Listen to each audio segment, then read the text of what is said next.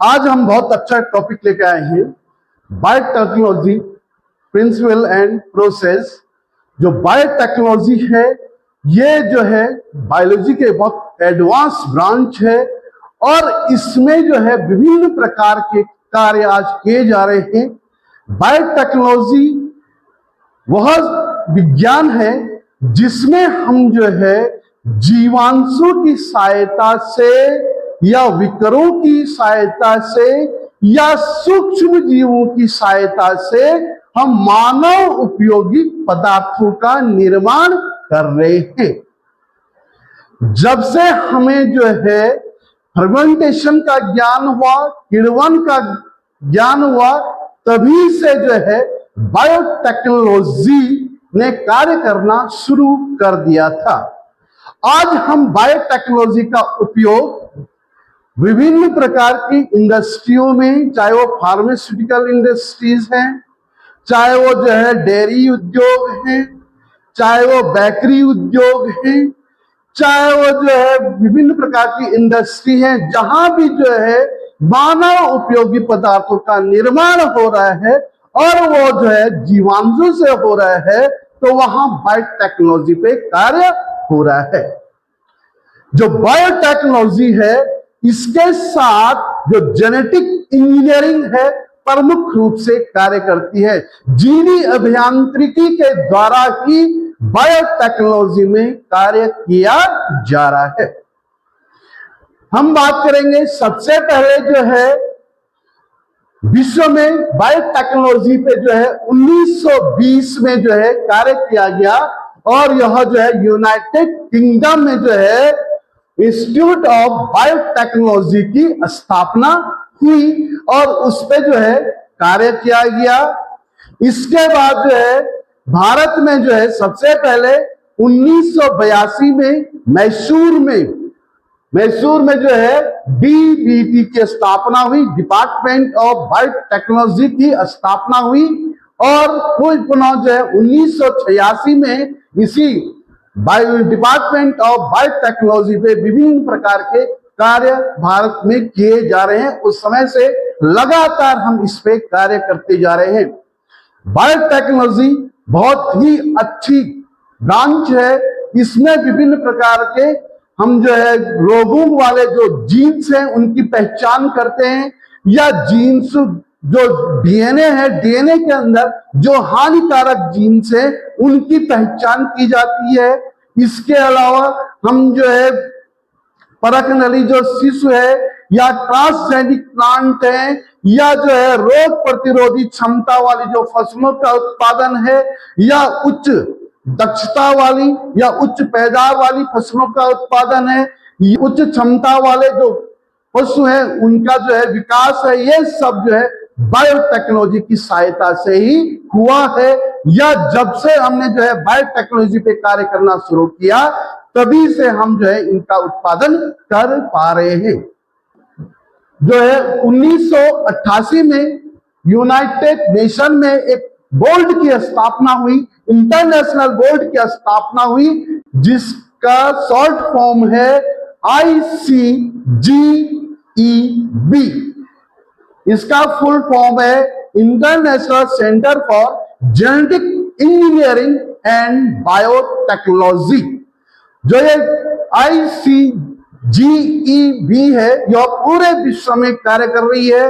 विकासशील देशों में इसका प्रमुख जो है कार्य चल रहा है और हमारे देश में भी जो है ICGEB की शाखाएं खुली है और जिसका प्रमुख केंद्र न्यू दिल्ली में है और ये न्यू दिल्ली में है IARI, Indian agriculture research institute, यह जो है न्यू दिल्ली में है।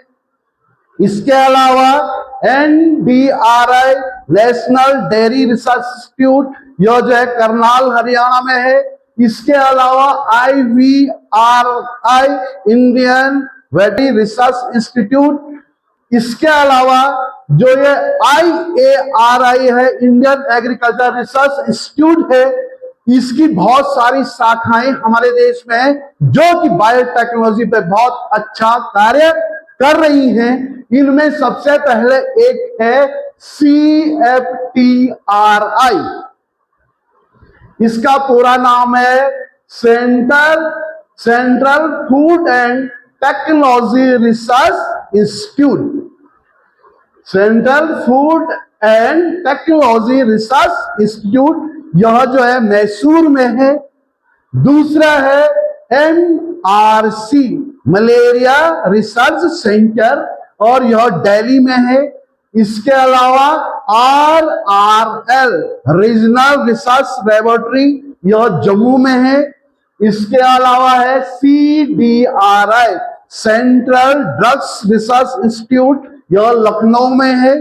इसके अलावा CIMAP, इसका पूरा नाम है central institute of medical aromatic plant, और इसका जो सेंटर है वो भी लखनऊ में है।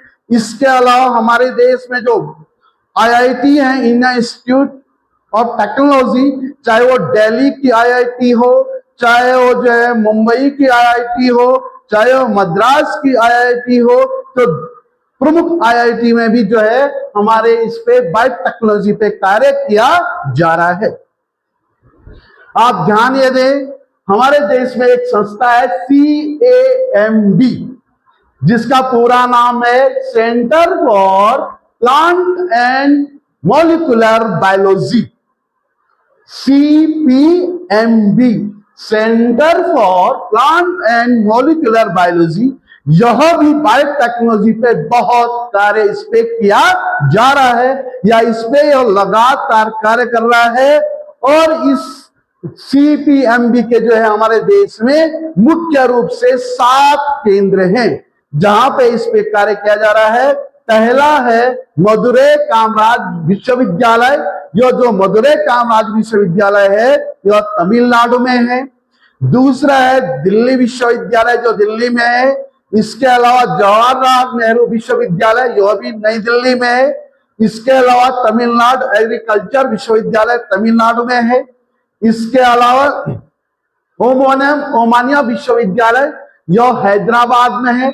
इसके अलावा बॉस इंस्टीट्यूट, यह कलकत्ता में है। और इसके अलावा नेशनल बॉटनिकल रिसर्च इंस्टीट्यूट, यह लखनऊ में है। इन 7 केंद्रों में भी जो है इस पे कार्य किया जा रहा है।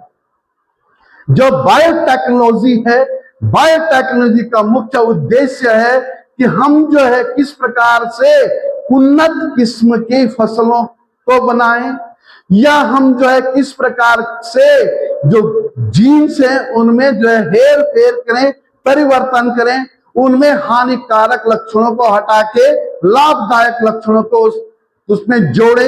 इसके अलावा आज हम देखते हैं विभिन्न प्रकार के जो ट्रांसजेनिक प्लांट आपको दिखाई देते हैं, चाहे वो पुष्पों की, फूलों की विभिन्न प्रजातियां हो, या फलों की विभिन्न प्रजातियां हो, या जो है प्रकार हमें जो दुग्ध वाले जो पशु हैं उनकी बहुत सारी वैरायटियां, उन्नत किस्म की जो वैरायटियां हैं, या उनका जो है विकास भी हम जो है बायोटेक्नोलॉजी की सहायता से कर रहे हैं।